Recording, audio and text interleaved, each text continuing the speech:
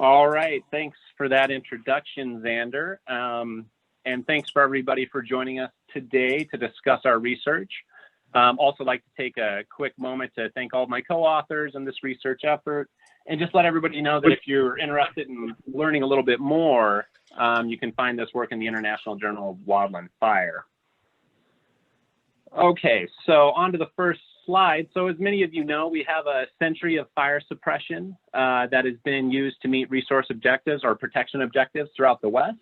And it's really led to this homogenized landscape, this increase in fuel connectivity, and kind of these accumulation of hazardous fuels throughout the West.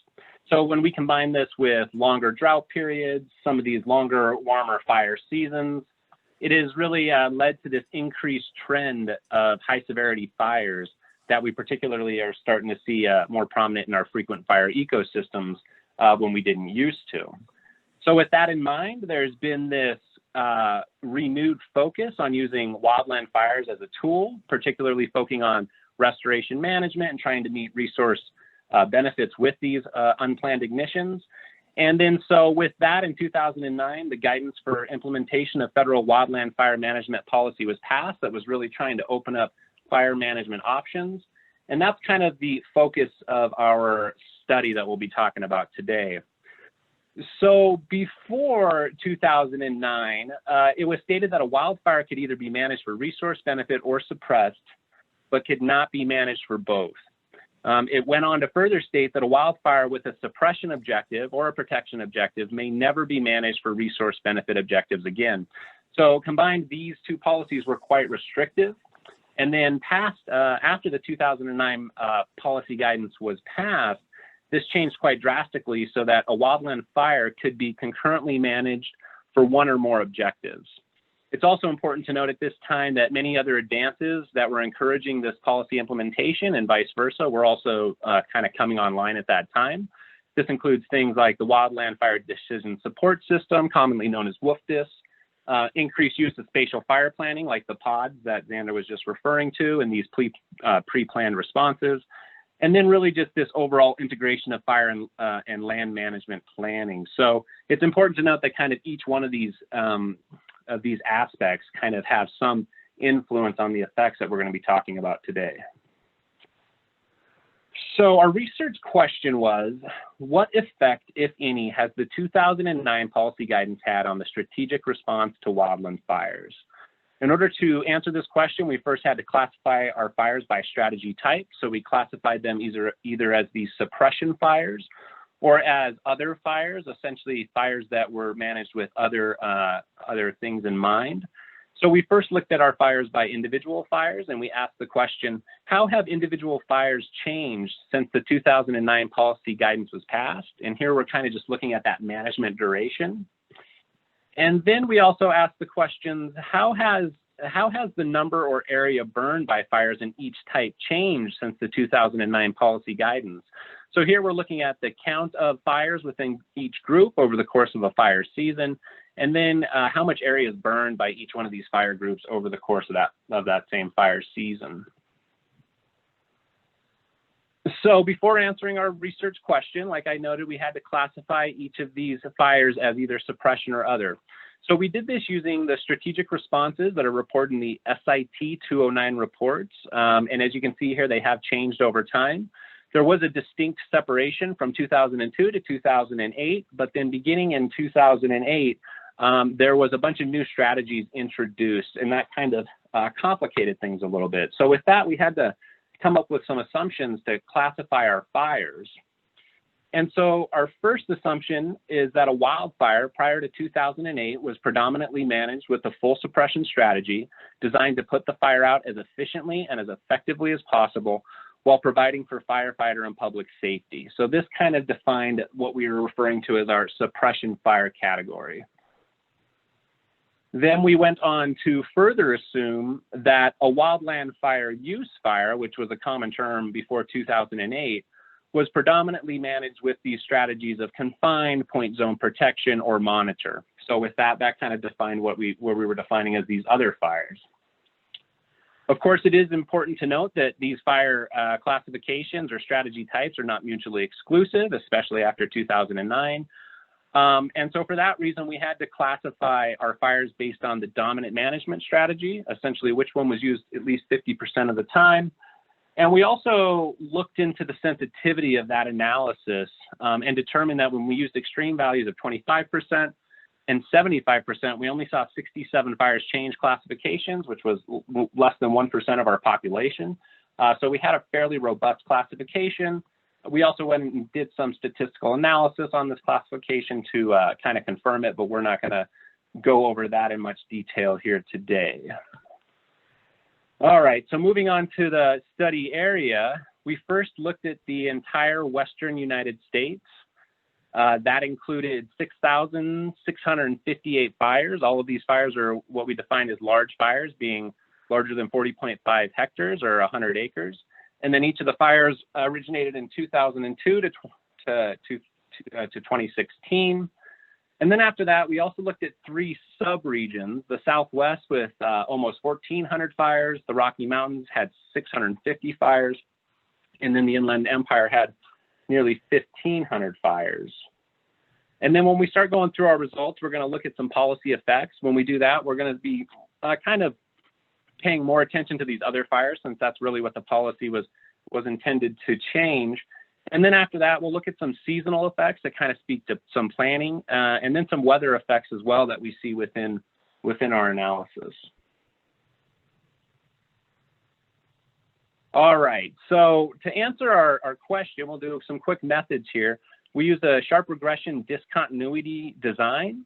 This is a quasi-experimental approach that estimates a change or a shift from a counterfactual alternative reality. So this would be a situation where the 2009 policy guidance was not implemented. That would be the counterfactual.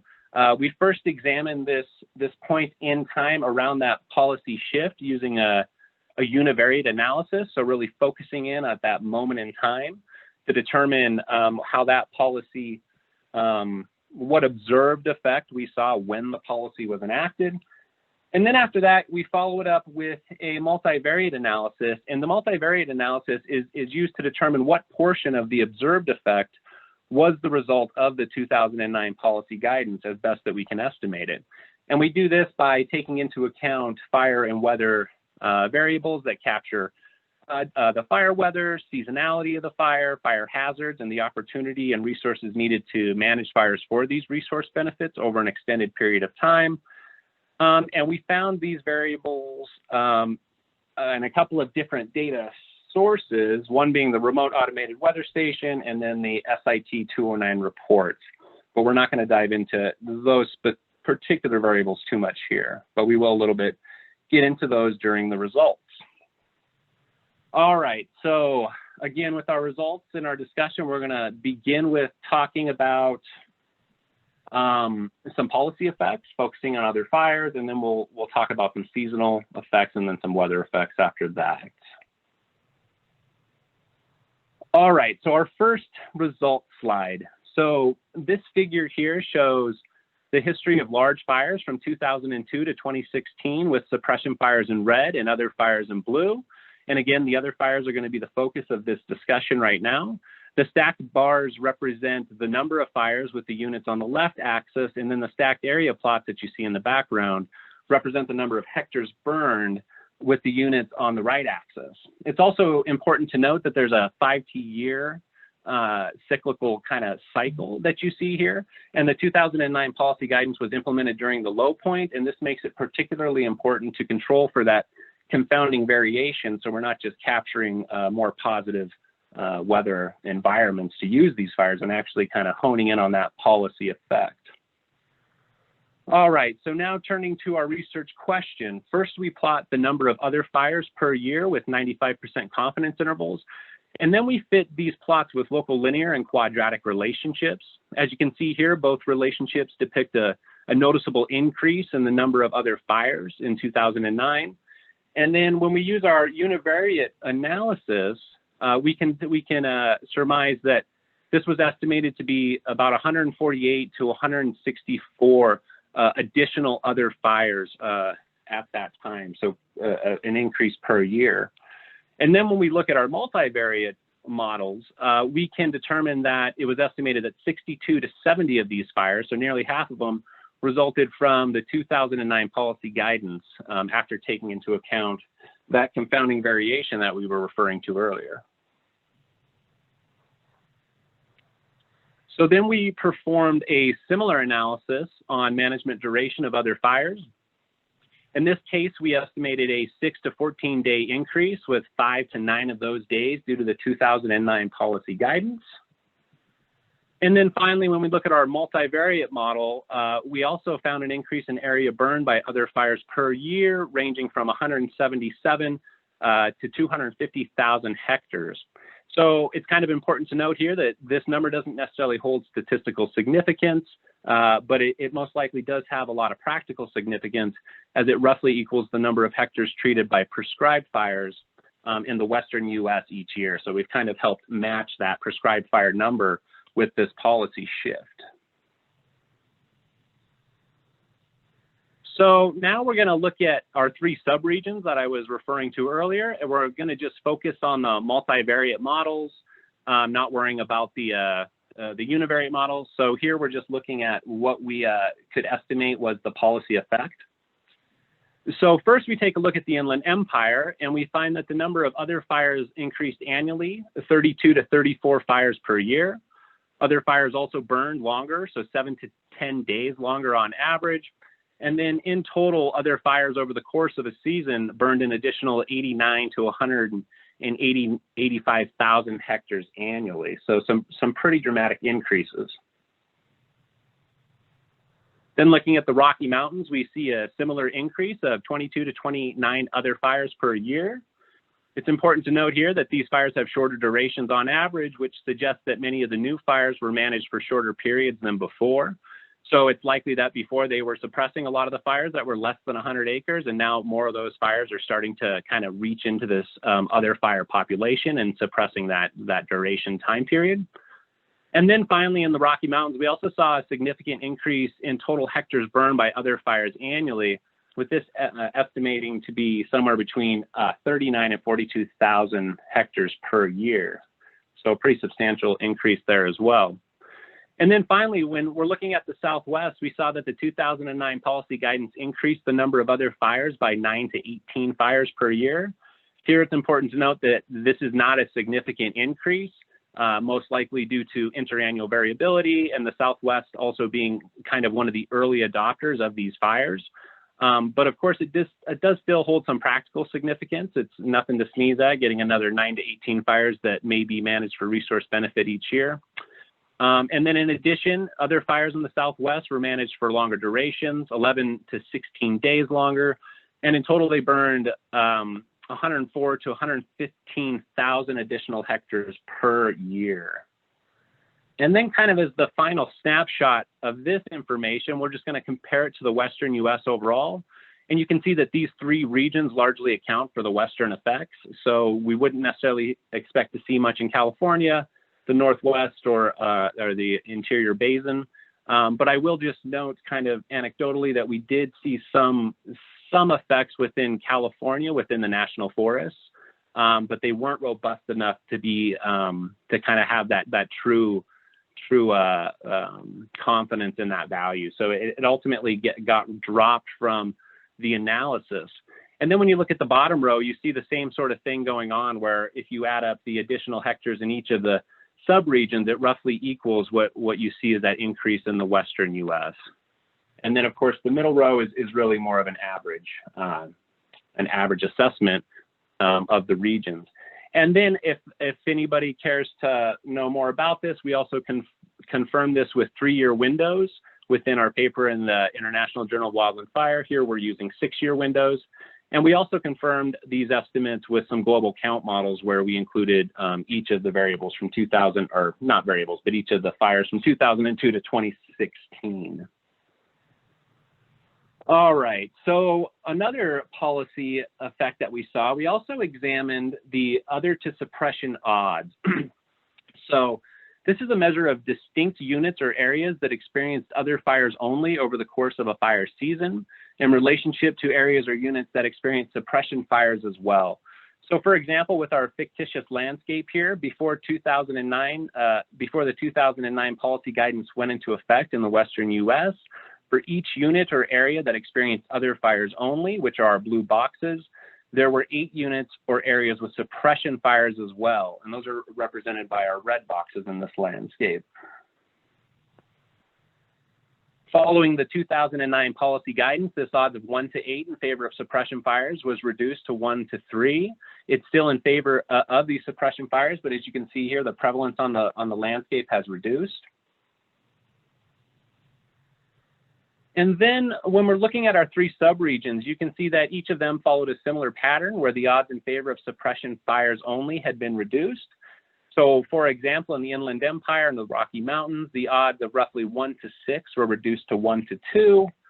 And then definitely very notably, it is worth kind of noting that in the Southwest, they went from having an odds of roughly 1 to 5 before the policy to nearly having an odds of 1 to 1 after the 2009 policy guidance.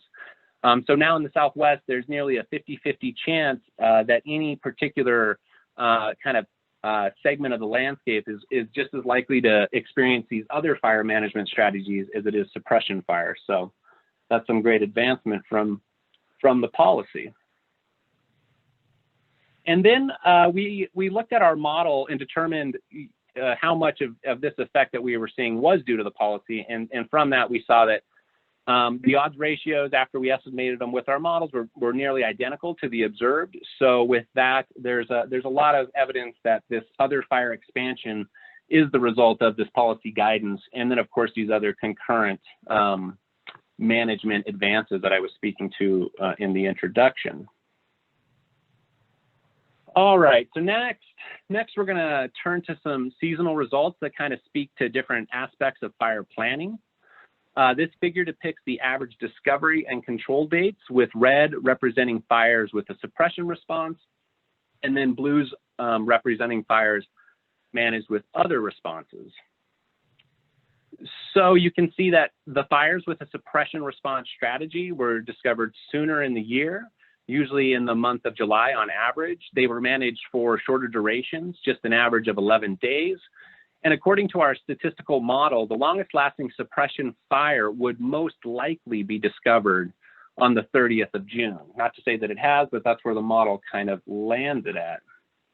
Now, when we move on to the other fires with other response strategies were discovered later in the year, which isn't surprising, in early August, usually on average.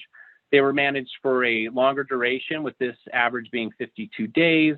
And then according to our statistical model, the longest lasting other fire would be discovered on the 1st of June. So you'll note that this is earlier in the year than the longest suppression fires. So we see this as potential evidence for cooler fire seasons, allowing other response strategies to be used sooner in the year.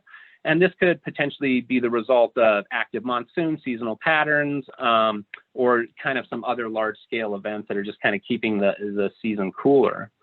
A similar pattern of cooler seasons leading to the sooner use of other response strategies can also be seen when you're examining this fire history.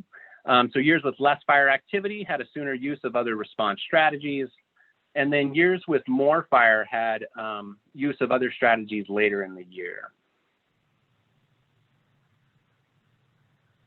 Okay, and then, so then our next piece we did here, our statistical model also estimated the maximum number of other fires occurring, and this was estimated to occur when there was a total of 489 wildfires over the course of a fire season. So this kind of raises a couple of questions or a couple of points. It seems that years with fewer fires, they either are lacking ample opportunities to use other strategies to meet these resource benefits, or it may be the result of reduced funding levels during these docile years, and potentially with increased funding, you would see more other strategies during those years. And then on the other hand, it is likely that years with more than 489 large fires in the Western US are very active fire years with higher severity. And this really begins to have an overwhelming effect on the fire management resources and funding, and then ultimately can have a dragging effect on how much or how many fires are being managed with kind of these other strategies. All right, so moving on from there, we're going to look at some of our weather, some of the weather effects that we were able to tease out of our model. And these kind of speak more towards actual operations during fire management.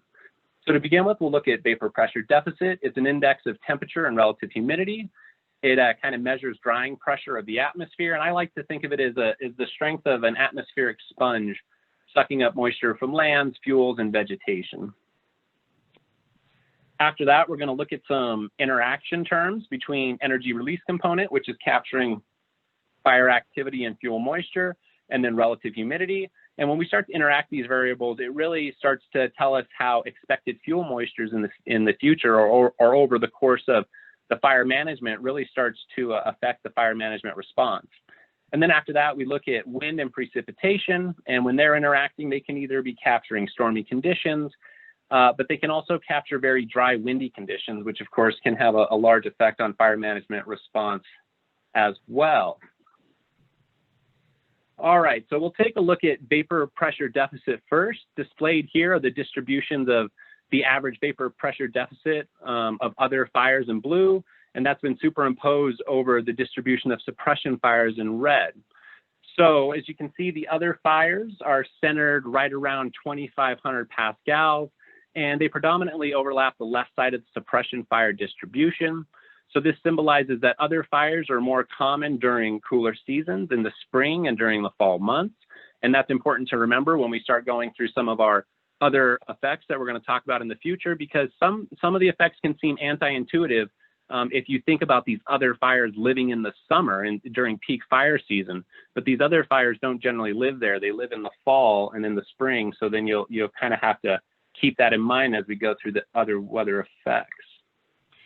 And then in contrast, when we're looking at these suppression fires, they're centered 1,200 pascals to the right of other fires at 30, with their center being right around 3,700 pascals. The right tail of the distribution is capturing kind of this increasingly aggressive suppression tactics that you would expect as vapor pressure deficit increases during summer months. And then, of course, when you start to examine these two distributions on top of each other, it really starts to reveal this question of whether or not there's additional opportunities to increase the use of other strategies. So on the left side of this tail, why are so many of these fires still red? And is there any opportunity to turn them more to these other strategies to meet some resource benefits? All right, so with that, we're moving on to these interaction terms. And so this can get a little heady, but we're going to just go through these one quadrant at a time. To begin with, we're going to be looking at the interaction between ERC and relative humidity. And here in the first quadrant, we will look at conditions where relative humidity is forecasted to rise under conditions with a high ERC. So under these conditions, a fire is more likely to be managed with other strategies. These conditions would be more common in the fall, like we were just speaking of earlier. And then additionally, our model finds that suppression fires that are burning under these conditions, which would be more common in the summer, are likely, because they are suppression fires. So when these conditions are occurring in the summer, these suppression fires would be more likely to burn longer and over less area. And this may be evidence that these fires are not likely to spread under these conditions, and maybe they're being allowed to burn naturally and potentially meet some resource objectives. So moving on to the next quadrant, it's very similar. We see here conditions where relative humidity is forecasted to decline under conditions with a low ERC. So a fire is more likely to be managed with other strategies here as well, with these fires actually burning to be significantly larger also. And then when we look at suppression fires within this quadrant, the suppression fires are burning under similar conditions. They burn more area over longer durations. And we think this is probably because other fires that are suppression fires as well are kind of taking more precedence. And maybe these fires are kind of putting on the wayside and being allowed to burn a little more naturally, as other fires are really taking the attention of fire management on a kind of a Western-wide scale.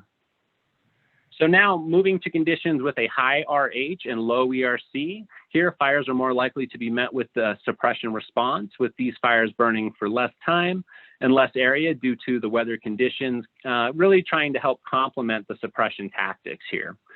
So, and then when we look at other fires under similar conditions, they also burn for less area. And again, this is due to limiting natural conditions to burning because these fires are more likely being observed in the spring and fall. And then in the final quadrant where ERC is increasing under low RH, fires are also more likely to be met with a suppression response with a reduction in the size of these fires. So it's kind of important to note here that this doesn't necessarily speak to the final size of the fire. And this really is just capturing the aggressive application of suppression tactics. And as we'll see in the next slide, this dynamic changes quite drastically when you get under some windier conditions. So with that being said, each of these kind of segments here were for average winds. So the next interaction kind of looks at more of our windier conditions and starts to speak to that a little bit more. Okay, so here in our first quadrant, we see that these dry conditions, when we're forecasted to have these increasing winds, like I was just speaking to, and then under these conditions, fires are most likely to be met with extreme suppression tactics as captured in the declining duration once again. However, it is important to note that this effect, that these fires are still getting larger in size. So really here, we're capturing this effect where we're having a little bit of a standoff between the desire to want to contain these fires of the fire managers, and then what the fire behavior is actually doing, and kind of just the inability to control such wind-driven fires. So when we look at other fires under the same conditions, it is more likely that these fires can be contained quickly, again, due to the timing of these fires. They're either in the spring or the fall, and they're really going to try to put them out before kind of that peak summer condition starts to hit. So then looking at this next box that we have up, when winds are calm and conditions are dry, fires are more likely to be managed with other strategies for longer durations, potentially to meet resource benefits here. Suppression fires under this condition are also managed for longer durations and burn smaller areas when compared to windier fires in the quadrant just to the right. So as you can see, those effects kind of are reversed. And then next, when examining conditions with increasing precipitation under calm winds in the forecast, the fires are more likely to be met with other strategies, with an increase in the duration, but not in the size, again, due to these limiting conditions. And suppression fires in the same conditions burn for longer duration and larger areas as other fires or objectives take priority. So again, this might be a situation where even with some of these suppression fires, we might be meeting some resource benefits, or we might just be turning our eye to some other fires that are maybe more explosive and need more direct management. And then finally, when there's increasing precipitation under windy conditions in the forecast, we kind of see some countervailing effects here. So we found evidence of other strategy response if rain followed the windy conditions. So the rain had to come second. I suppose at this point thinking they might be able to get some good work done. But then on the flip side, it was a suppression strategy if increasing rains became before the windy conditions set in, likely due to the fact that it was just ultimately, too moist to even consider managing these fires for resource benefit. But it is important to note that kind of under either situation, the duration of both fires increases, the size is increasing under both conditions as well. So it's very likely that at either rate, they are getting some resource benefit done here, maybe doing some burnout operations and different things of that nature. So then the next slide is just kind of a quick look and maybe a discussion point later that we can come back to look at both interactions alongside each other. It reveals kind of this complex nature of this fire response paradigm, and just, as many of you know, just all of the different aspects that fire managers have to take into account when they're managing these fires. And it's important to note that this statistical analysis here is really just categorizing what we see in the data, and is not necessarily what we suggest should happen. This is what the statistical model is telling us is happening. All right, so now moving on to some conclusions. So our first question, kind of this overarching question, what effect, if any, has the 2009 policy guidance had on the strategic response to wildland fires? We found that the policy did have its intended effect of promoting the management of wildland fires with strategies other than full suppression.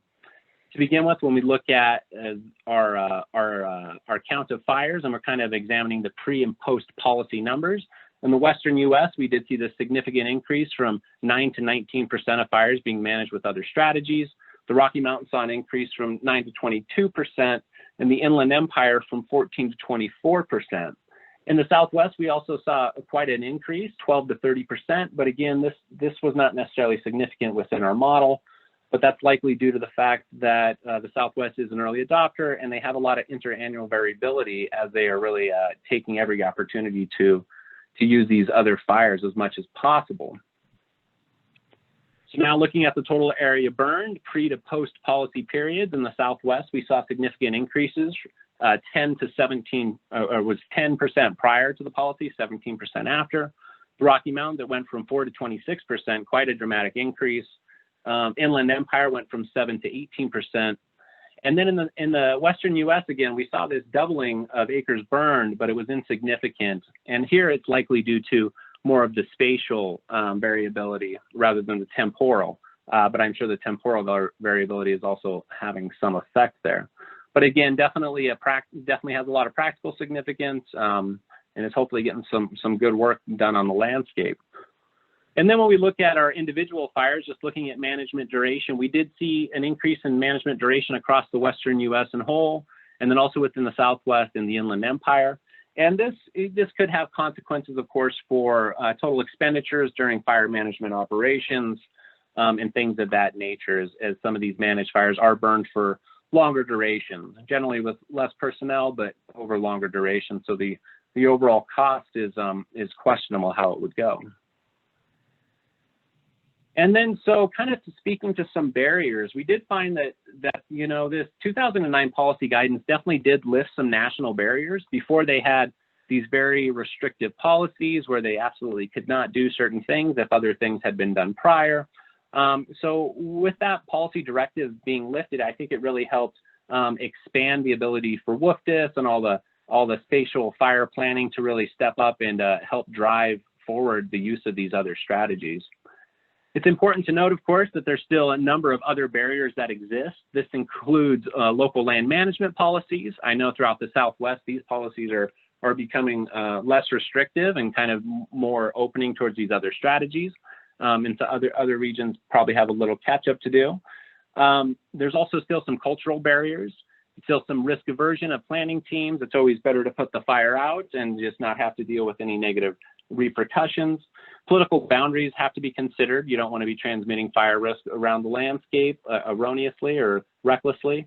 And then organizational capacity is really a large one, where we really need these fire management resources during these fall and spring seasons, and particularly during the wetter seasons, so we can get out there and, rather than suppressing so many fires, really try to exploit as many fires as possible when the weather kind of allows for it. And then we have the public perceptions of wildland fire use in this expanding wilderness-urban interface. Of course, that's going to continue to be a problem as we continue to move into our forests. And obviously in Southern California, places where they have this interior chaparral, extremely flammable, very, very short return interval for these fires every 20 years. It's likely that we're not going to see a lot of this other fire management use, and we may have to look for some other options. Also, of course, like I was referring to earlier, we need to take advantage of times that do not have drought and kind of our wetter seasons. So these drought cycles and El Nino cycles are something, of course, to always take into account with this long-term planning. But then, of course, it's most notable that the high density of hazardous fuels across the landscape is ultimately the crux of the problem. And if we didn't have so many fuels out there, we wouldn't have so much burning. So that's still probably arguably one of the biggest hurdles that we can still do something about, and potentially, hopefully this research and other research like it can help expand the use of these other fires on the landscape and try to get some more good work done out there. And so, kind of for our final conclusions, fire management implications, we definitely continue the expanded use of these other strategies. With climate change, it's going to put increasing pressure on us getting out on the landscape and doing as much as we can. But of course, we advise that other fires are still applied carefully. Fire management needs to gain the experience and the local knowledge to do this safely. And research and other research like it, I think, kind of will help us reveal some different climate and weather windows that maybe we can start to exploit more fully.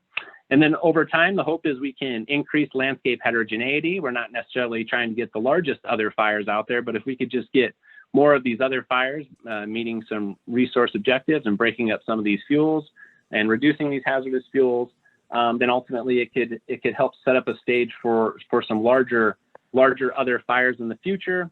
And also some larger prescribed fires during these docile fire windows when we really have the opportunity to get out there and get it done.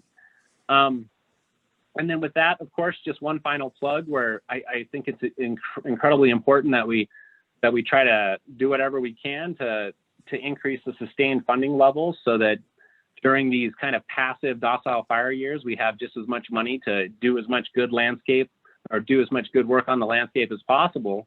And it would be nice if that money equaled the money that we use during these more aggressive fire years to stop these devastating fires. So with that, that concludes my talk today. I'm glad to open it up to discussion, questions, comments, and I'll throw it back to Xander to kind of facilitate that process. Thanks, everybody. Yeah, thank you so much, Jesse. It's funny, I participated in some of this research, but every time you go through the results and implications, there's a nuance that I pick up. So I really appreciate you sharing with us today and walking through a pretty complex analysis in a clear, logical way. So thank you. Yeah, so please do go ahead and type some questions in the chat window. Everybody should be able to just unmute themselves. So we have about 30 people on the line. So I think we could take questions verbally if you want to unmute and ask your question out loud. There's this is a pretty complex analysis, and I think Jesse's good at explaining the econometrics, and so I think if you want to go that deep, you're welcome to, or we can also, I think for other folks, it's more comfortable to talk about some of the implications. And, you know, one of my thoughts, just to sort of maybe get the conversation rolling here while other folks type in their questions or formulate them, it's interesting to think about this year where we have some late wildfires. We have one not far away from me in northern New Mexico. Obviously, Colorado is really experiencing some tough times with, you know, the East Troublesome fire just burned 100,000 acres in the last 28 hours or something. So it is interesting to think about how some of this analysis plays out in a year like this year. But I see Molly, you unmuted. Dr. Hunter, you want to ask a question?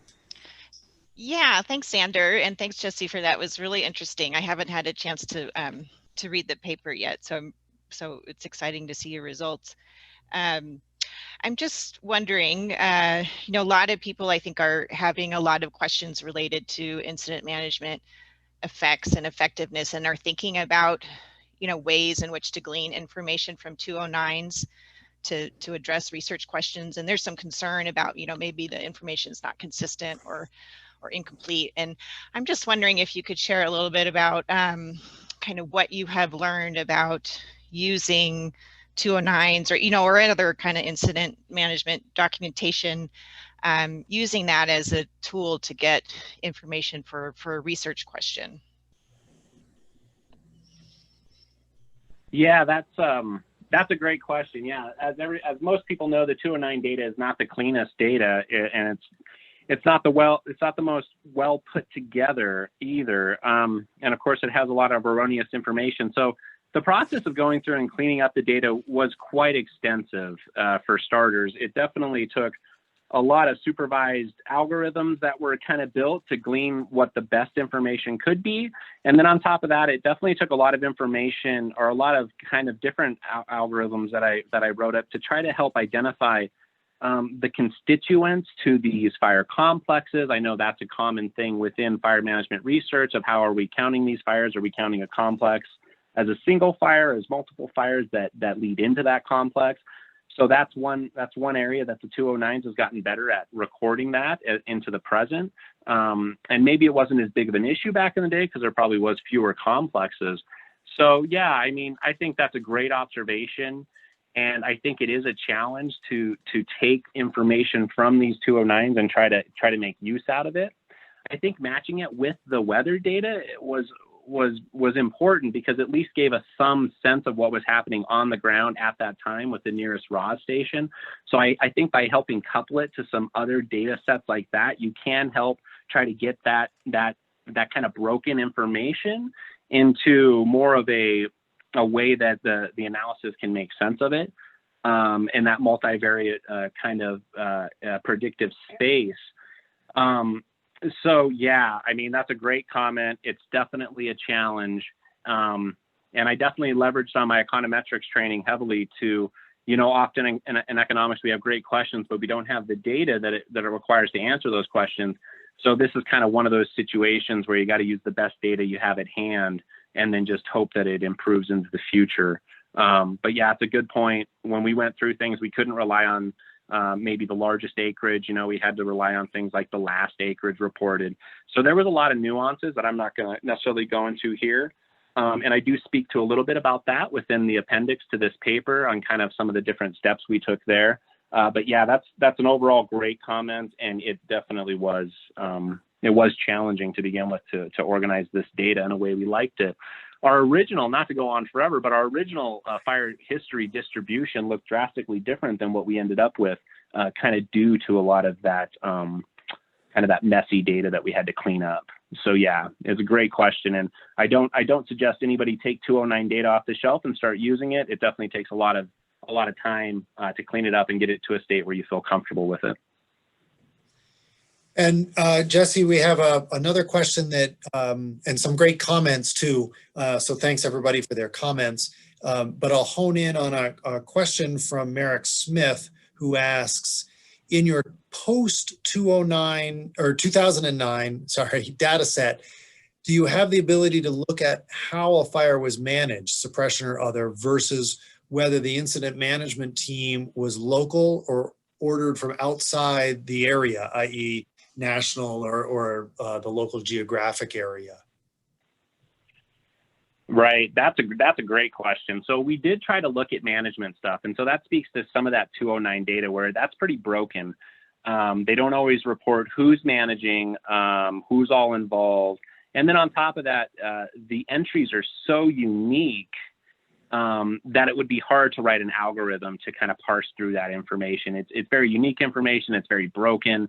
But I definitely get at what you're getting at, kind of that, I think, anyways, not to speak too much into your question, but trying to see if we can get more of that local knowledge, if the local management is kind of doing more of this resource benefit or these other management strategies. So to back up to the first part of the question, we did have the ability to tell which strategies they were using.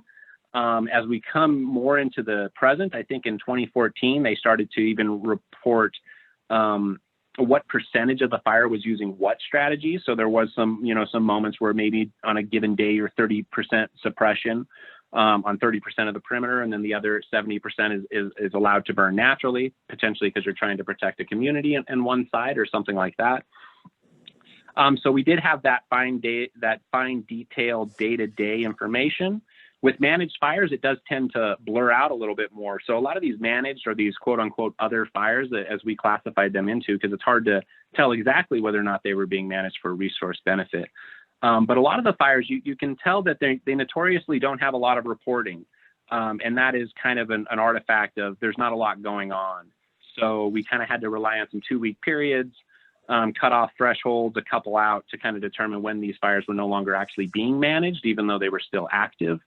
So yeah, that's a good question and definitely speaks to some good aspects of of our analysis. I don't know if I answered your question or if you want to follow up with anything. Well, and I'll abuse my privilege as moderator here and butt in. There is continuing work. Dr. Iniguez at the Rocky Mountain Research Station is continuing, building on Jesse's work, continuing the project and honing in on 40 example fires, some of which are managed and some of which, or I should say other fires, and some of which are full suppression, using the same kind of cutoffs, etc. And by honing in on just 40 fires, the hope is that some of these nuances, which team was involved, and obviously that changes over time. You know, what were some of the weather conditions? Where were they? And even some of the specifics on the geography, because Jesse captured a lot of the overarching issues. But for example, the proximity to WUI, that's going to likely change management decisions. So there is ongoing work that hopes to tease out some of these details by honing in more directly. And the third part of this study, which is also funded by the Joint Fire Science Program, is to actually do some interviews, some social science qualitative interviews with some of the managers to try to figure out what's driving some of the decisions. I think there's people like myself make some assumptions about, oh, it's risk aversion or it's proximity to WUI or something. But as Dr. Sarah McCaffrey's work has shown in other areas, some of these common wisdom can be wrong. And so by actually doing some interviews around these 40 subset fires, we're hoping to tease out really what's going on. Because I think Jesse has laid out the full story and the impact of the policy, and to complement that with on the ground individual fires and decisions, I think will hopefully paint a little bit more of the full picture. Other questions or comments? We probably have time for one or two more here if people want to kind of sneak them in at the end. I don't see anybody unmuting. Blanca, do you have anything you want to add, or? No, I'm very happy to have Jesse driving us for these complex results, but I'm happy to see that the tendency is to use more fire for with different management strategies than just suppress them.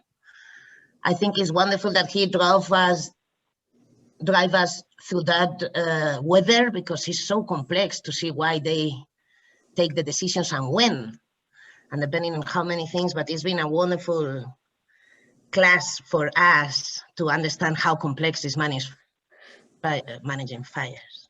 So thank you, Jesse. Congratulations for this wonderful work. Great. Thanks, Blanca. And maybe that's a great note to end on. Jesse, I want to thank you again. Great presentation, and we'll make the recording available as soon as possible. So if you're participating today and you felt like you want to share it with a colleague, or you get a chance to read the paper and you want to refer to the recording to try to understand it, it'll be out there soon. So thanks everybody for joining us, and I hope to see your name on a future webinar. We've got a great list this fall. So thanks everybody. I'll go ahead and close this down.